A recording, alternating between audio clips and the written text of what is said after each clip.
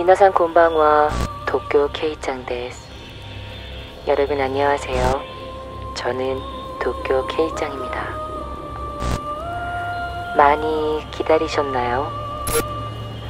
서늘했던 공기가 어느새 뜨거워졌네요. 지금 이곳 검은 밤은 비가 추적추적 내리고 있습니다. 어둡고 습한 이곳에서 오늘 그대에게 전해줄 이야기들이 있습니다. 자, 그럼 제 목소리를 따라 천천히 들어오세요. 도쿄 케이짱의 검은 밤 속으로.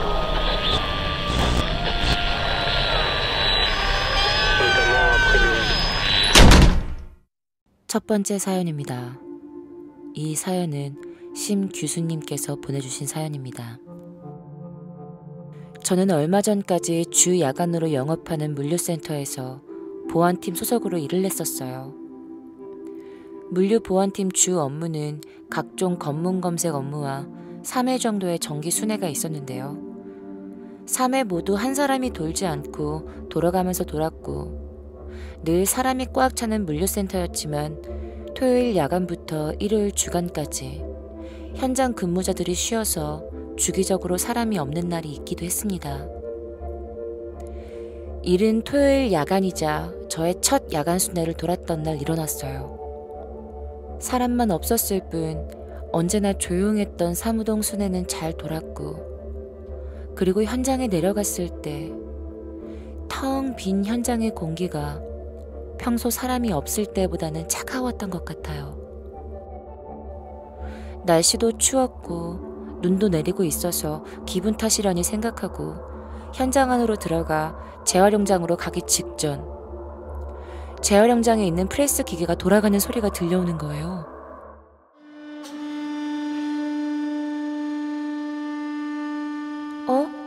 이상하다. 아까 재활용장 근무자님은 퇴근하셨는데? 시간은 새벽 2시 30분이 다 되어가는 시간이었고, 재활용장에서 근무하시는 분은 이미 퇴근하신 뒤였어요. CCTV로 봤을 때도 재활용 기계는 움직이지 않아서 소리가 날 수 없는데도 불구하고 프레스 기계 소리가 나서, 만약에 안 꺼져 있는 상태라면 시설팀에 무전을 해야 했기 때문에 무전기를 들고 재활용장으로 들어갔는데 기계는 꺼져 있었어요. 내가 잘못 들었나? 처음으로 야간 순회 돌아서 내가 좀 예민했나 보네.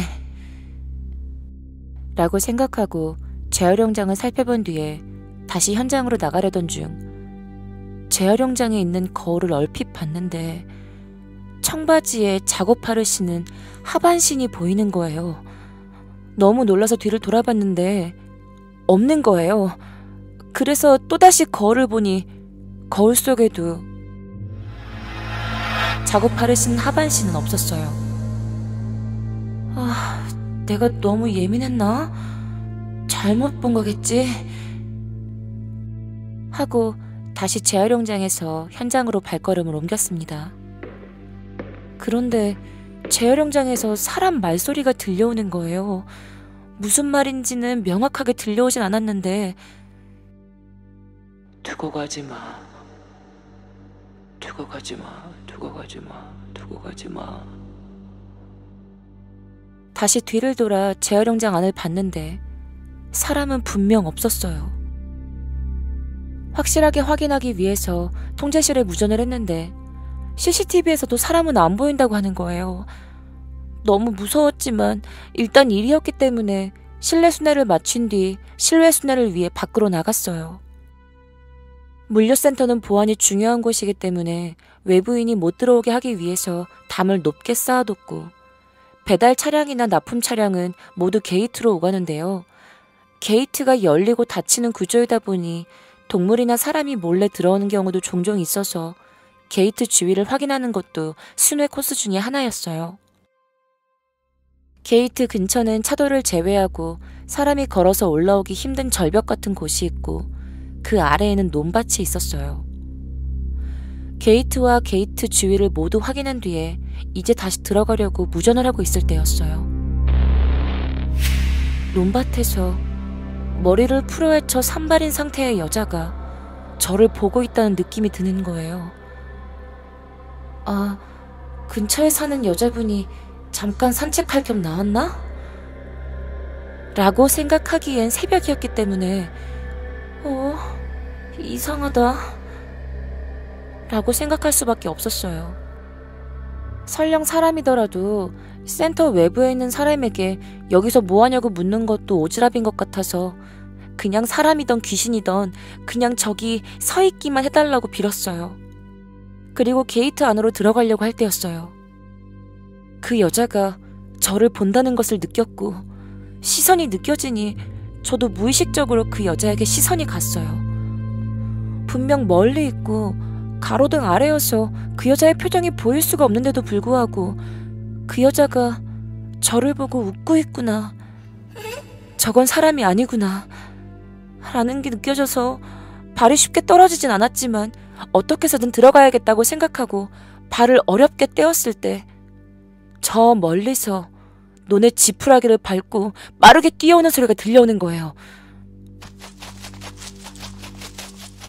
아이씨, 어떡해. 빨리 가야 돼. 하고 정신줄을 꼭 잡고 뛰어서 게이트 안으로 들어와 게이트 좀 빨리 내려달라고 무전을 했고 게이트가 다 내려간 뒤에 그 여자가 바로 제 뒤에 도착한 게 느껴졌어요. 너무 무서워서 마지막 포인트까지 막 뛰어가는데 그 여자 게이트가 내려간 상태에서는 게이트 안으로 못 들어오는 것 같더라고요. 사무동으로 들어가는 통로가 게이트 바로 앞에 있어서 게이트를 어쩔 수 없이 또 지나가야만 했는데 그 여자 혹시 제가 또 나올까 싶어서 기다리고 있는 게 보였어요. 저는 그 여자를 못 본 척, 안 보이는 척 하면서 사무동으로 들어갔습니다. 그 뒤로 팀장님께 나쁜 사람을 만났다는 핑계를 대면서 여직원들 주말 새벽에 혼자 순회 돌게 하는 건 아닌 것 같다고 건의를 드렸어요. 여직원들은 새벽 2시 이전에 순회를 돌 수 있게 순회 순호를 바꾼 뒤로는 그 여자랑 1대1로 마주칠 상황은 없게 되었어요. 하나 확실한 건 그 이후로도 몇 번이나 직원들이랑 외부에 나왔을 때 자판기 앞에서 그 여자를 봤었는데 그 여자를 본 사람이 저밖에 없다는 거예요. 저를 제외한 여직원들은 평소 새벽 순회를 나갔을 때 단 한 번도 제가 했던 경험을 하지 않았다는 게 그날 제가 겪은 모든 게 귀신의 장난이었다고 생각하게 되는 이유가 됐죠. 왜냐하면 저는 어릴 때부터 귀신을 봤었으니까요.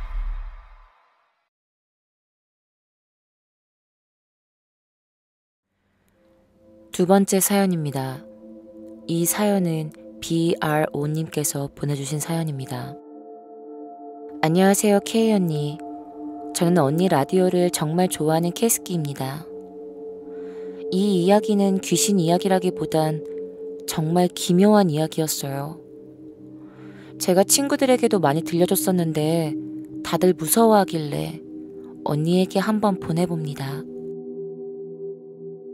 제가 고2 때 직접 겪은 일입니다. 때는 8월의 무더운 여름. 저희 엄마는 평일에 일을 나가셔서 주말엔 낮잠을 주무시거나 소파에서 책을 읽으셨어요. 하지만 그날따라 엄마가 너무 피곤해하셔서 제가 이불을 덮어드리고 주무시라고 하고 저는 방에 가서 혼자 공부를 하고 있었습니다. 그때 제가 살았던 집 문들은 모두 문지방이 없는 문이었고 제가 공부하고 있었던 방의 문을 열면 바로 현관문이 보이는 그런 구조였어요. 그래서 밖에서 누가 오면 문이 열리는 소리와 함께 센서등이 켜져서 문 밑이 환하게 들어왔었습니다. 저는 열심히 공부를 하고 있는데 센서등이 켜졌는지 문 밑이 계속 깜빡깜빡 거리는 거예요. 그것도 한 7, 8번 정도? 센서등이 망가진 건가 싶었죠. 그리고 조금 있다가 그 반짝임이 사라졌는데 그 순간 엄마가 갑자기 하고 소리를 지르시는 거예요. 저는 너무 놀라서 마루로 후다닥 달려갔어요. 엄마께 왜 그러냐고 물어보니까 엄마가 눈을 감고 자고 있었는데 몸이 뭔가 붕 뜨는 기분이 들었다고 하시는 거예요. 그래서 기분이 너무 이상해서 일어나셨는데 뒤를 보니 자신이 자고 있는 모습이 보였대요. 엄마는 유체 이탈을 하신 거였어요. 그래서 엄마가 이건 지금 반드시 깨어나야 한다고 생각하시곤 미친 듯이 현관문을 7번 정도 왔다 갔다 하셨대요. 저는 엄마의 이야기를 듣고 온몸에 소름이 돋아 아까 제가 본 상황을 설명해 드렸어요. 그리고 엄마와 저는 그 자리에서 소름이 돋아 아무것도 하지 못했습니다. 솔직히 센서등이라는 게 다시 불이 켜지고 꺼지는 그 사이가 좀 길잖아요. 그런데 그땐 정말 미친 듯이 깜빡거려서 너무 무서웠었어요. 제가 본 그 깜빡임은 정말 센서등이 망가져서 그런 거였을까요? 아니면 엄마가 필사적으로 유체 이탈에서 벗어나기 위해 미친 듯이 뛰어다니셨던 걸 센서가 인식했던 걸까요? 전 아직도 모르겠어요.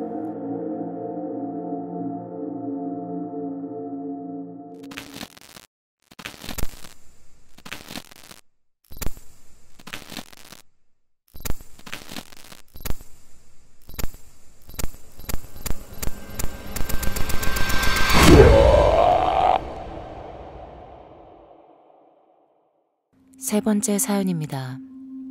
이 사연은 앤디 이님께서 보내주신 사연입니다. 안녕하세요. 중1 캐스키입니다.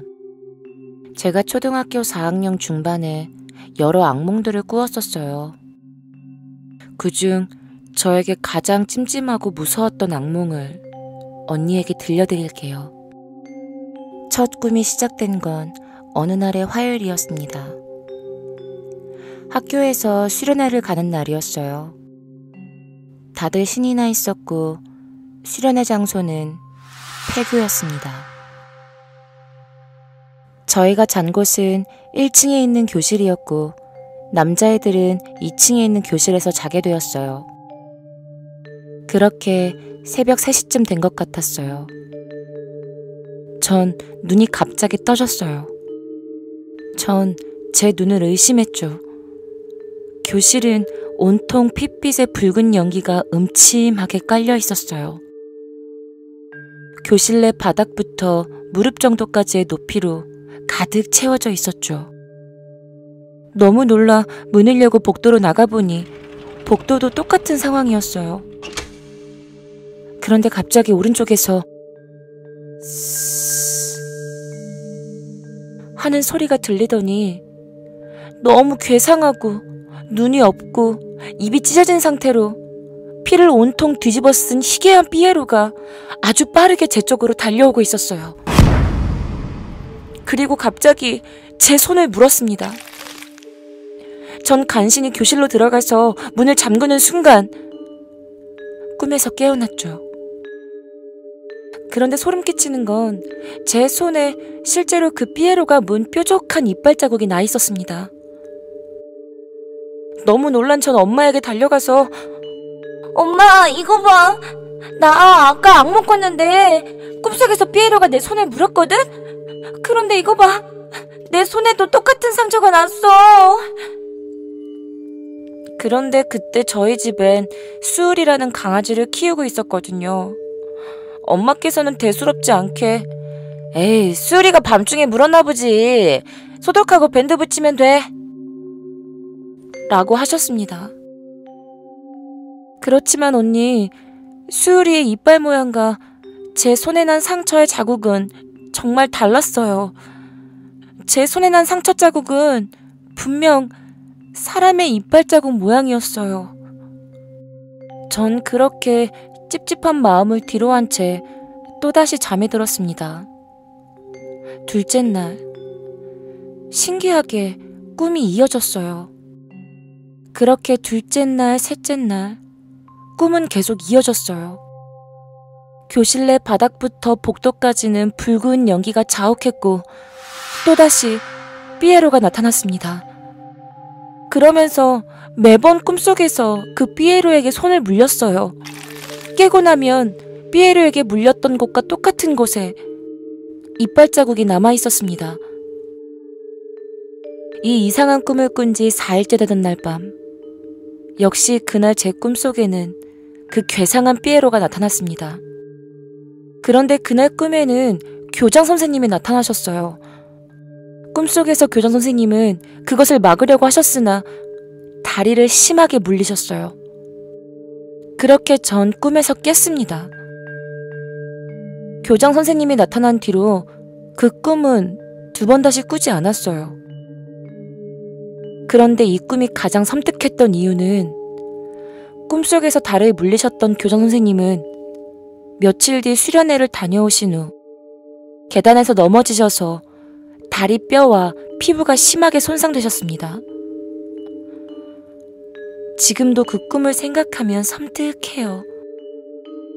언니, 그 삐에로는 대체 누구였을까요? 무엇을 의미했던 걸까요?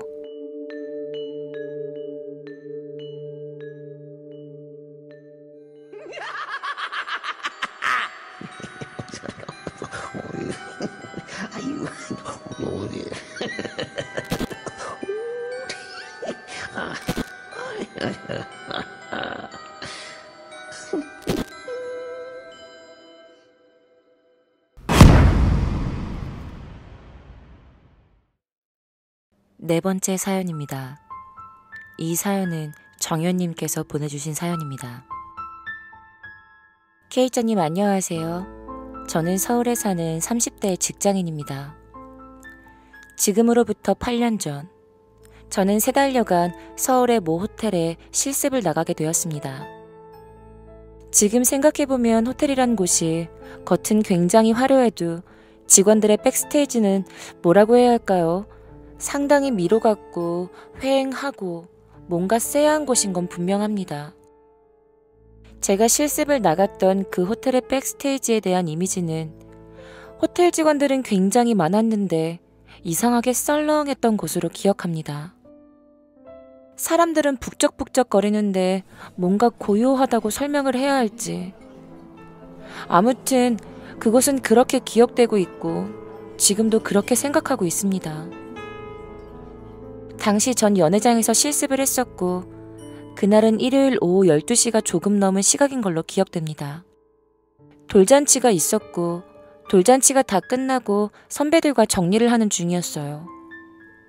당시 저까지 4명 정도가 정리를 하고 있었고 마무리가 되는 상황에서 잠시 화장실을 가려고 화장실을 찾고 있었습니다. 호텔 직원들이 쓰는 화장실은 백스테이지에 늘 구비가 되어 있지만 제가 있던 3층은 희한하게도 비상구 계단 쪽에 있었습니다. 비상구의 문을 열면 바로 정면에 화장실이 있었고 올라가는 층은 없는데 내려가는 층계만 있는 구조였습니다. 비상구의 문을 열고 화장실을 가려는데 누군가 바쁘게 계단을 내려가고 있었습니다. 저는 같이 일하는 선배님인 줄 알고 선배님! 이라고 무의식 중에 그 선배님의 이름을 불렀습니다. 그런데 뒤도 돌아보지 않고 그저 빠르게 내려가고 있더라고요. 속으로는 많이 바쁘신가? 하고 화장실 문을 열려는 순간 저는 아차 싶었습니다. 왜 내려가다 보면 비상구에 픽토그램 그림과 함께 네모난 등이 층마다 있잖아요. 생각해보니 그 선배님이라고 불렀던 사람의 몸에 비상구 계단 표시 등이 비치더라고요. 그뿐만이 아니었습니다.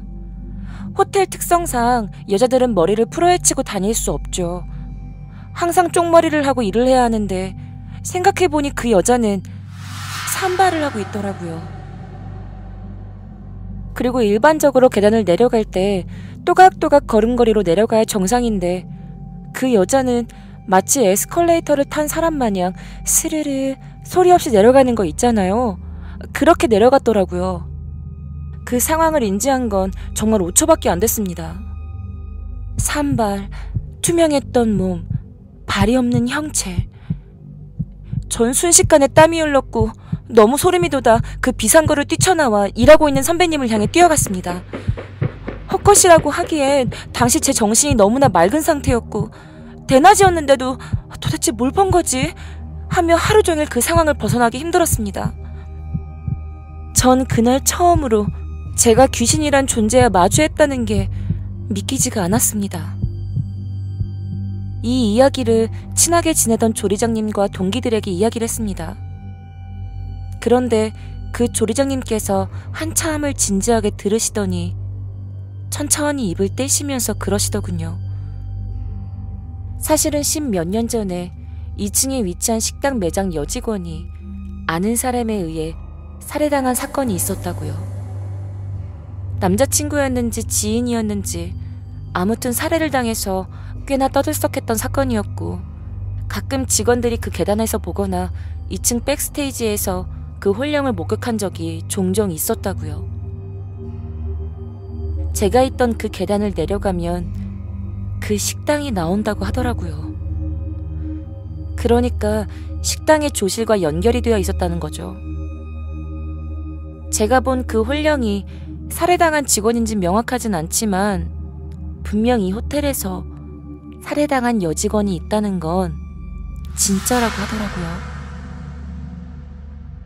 그래서 자기가 죽은 줄도 모르고 그렇게 바쁘게 움직이고 있는 거 아니냐며 웃으시면서 말씀하셨는데 솔직히 전 어린 나이였고 그 나이에 귀신 보고도 그곳에서 계속 일하고 싶진 않더라고요. 전 그날 이후로 그 공간들이 더 싫어졌고 인턴으로 들어가는 시험을 치르지 않은 채 다시 학교로 돌아와야만 했습니다. 가끔 밥을 먹으러 갈 때가 있는데 그 호텔에 가면 실습했던 기억보다는 그 3층의 비상구 공간과 그 귀신 생각이 먼저 듭니다. 제가 봤던 그 귀신은 아직도 바쁘게 계단을 내려가고 있을까요? 자신이 죽은지 모른 채 말이죠.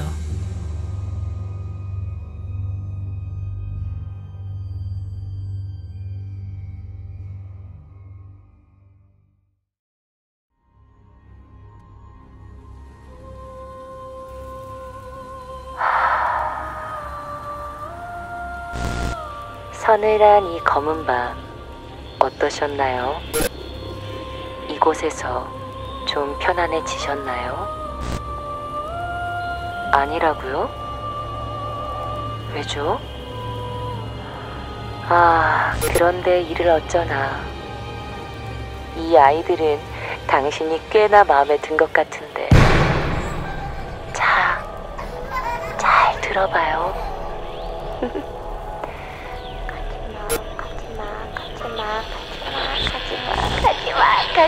가지마.